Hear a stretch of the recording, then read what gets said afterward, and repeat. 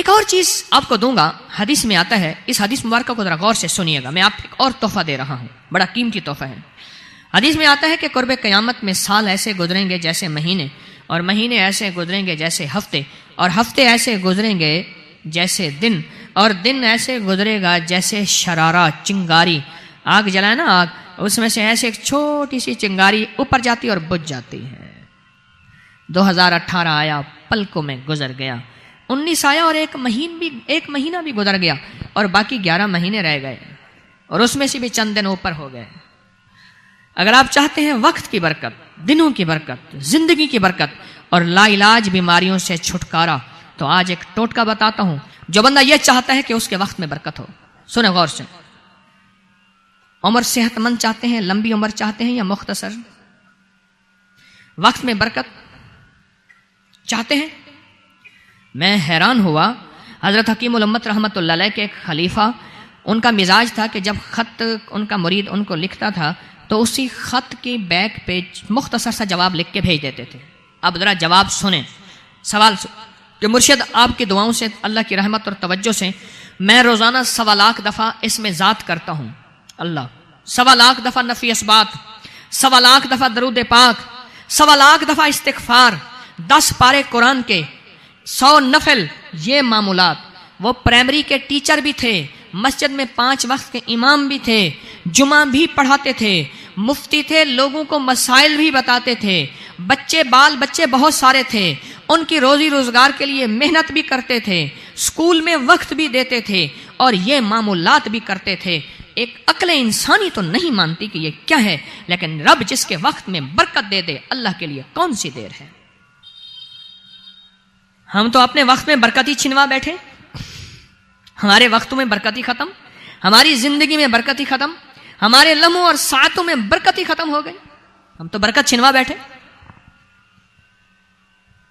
جو شخص یہ چاہتا ہے کہ اس کی زندگی میں برکت، اس کے وقت میں برکت، اس کی صحت میں برکت، ہر وقت مریض ہے بیچارہ، ایک بیماری سے نکلا دوسری، دوسری سے نکلا تیسری، ایک روگ سے نکلا دوسری، دوسرے روگ سے نکلا تیسری، ہر پل کا روگی ہی روگی ہے، گھر میڈیکل سٹور بنا ہوا ہے، کبھی حکیم کی دوائیں، کبھی ڈاکٹر کی دوائیں، کبھی ادھر کی دوائیں۔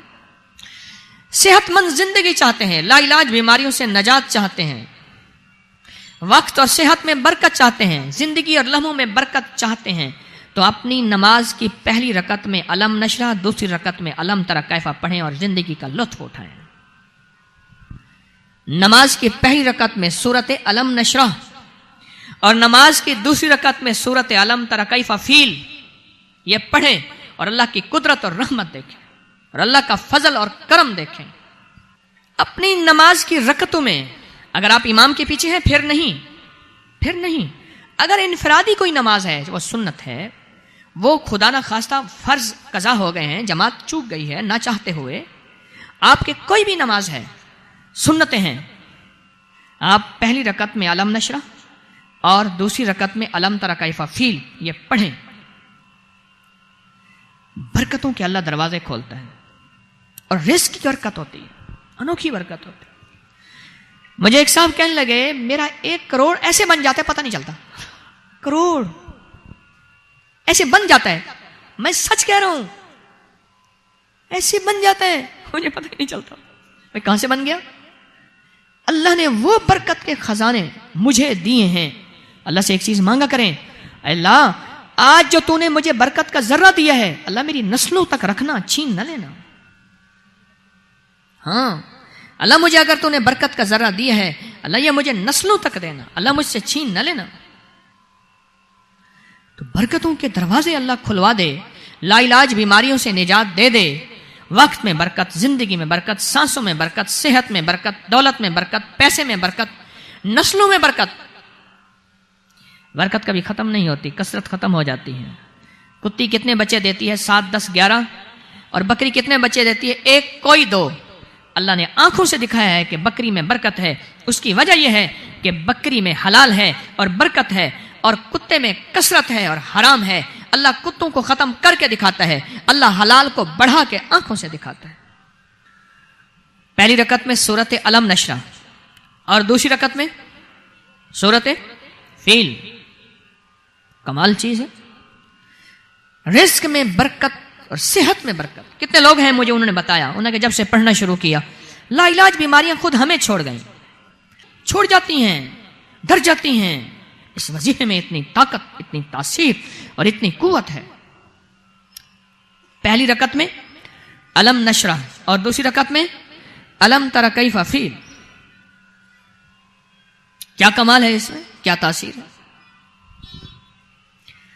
معمول بنائیں گے اور اس سے ایک انوکھی روحانی کیفیت شروع ہوتی ہے. اگر میں اس کے واقعات بتانا شروع کر دوں, میرے پاس بے بہا واقعات ہیں.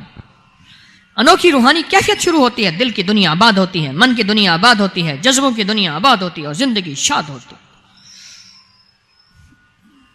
انوکھی روحانی دنیا, انوکھا روحانی راز شروع ہوتا ہے اور اس کے اندر اللہ پاک اس بندے کو اپنے خاصان خاص میں شامل کرتا ہے. اس بندے کو ایک تاثیر ملتی ہے اور ایک توجہ ملتی ہے. پھر ایک نہیں, میں نے کئی محدثین اکابرین علماء کی زندگیوں کے واقعات میں یہ بات پڑھی سنی. کئی بوڑھے بزرگوں کی زندگی میں ملنے گیا تو میں نے ان سے کہا جی پہلی رکعت میں اگر الم نشرح, دوسری رکعت میں الم تر کیف پڑھ لی جائے, اس کا کوئی فائدہ آپ کی نظر سے گزرا؟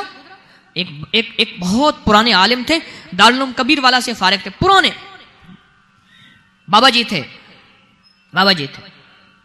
اور مجھے ایک دفعہ ملے, مجھے عجیب بات کہی.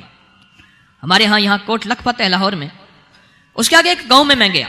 ہمارے ایک بابا جی ہیں عبد المجید صاحب, کینچی کے ساتھ, ان کے گھر گیا, ان کے ساتھ ملے بابا جی. مجھے کہنے لگے جی وہ میرے مرشد آ رہے ہیں تو یہ ملنے آئے. پتہ چلا تو میں نے یہ بات چھیڑ دی. میں نے کہا آپ کو کوئی آج تک کوئی اس کا فائدہ سنا؟ کہنے لگے جب ہمیں سبق یاد نہیں ہوتا تھا اور ہم بھول جاتے تھے, ہمارے استاد کہتے تھے تم نماز میں یہ پڑھا کرو, نوافل میں پہلی رکعت میں الم نشرح, دوسری میں الم تر کیف, اور کہاں ہمیں سبق یاد ہو جاتا تھا اور ہم ہر چیز پڑھ لیتے تھے, اور امتحان کے دنوں میں ہم جب اچھے نمبروں میں پاس ہونا چاہتے تھے ہم یہی وظیفہ پڑھتے تھے. اچھے نمبروں میں ہم پاس اگر ہونا چاہتے تھے تو ہم یہی وظیفہ پڑھتے تھے کہ پہلی رکعت میں الم نشرح اور دوسری رکعت میں الم تر کیف. کون سا مشکل ہے, کون سا مشکل ہے.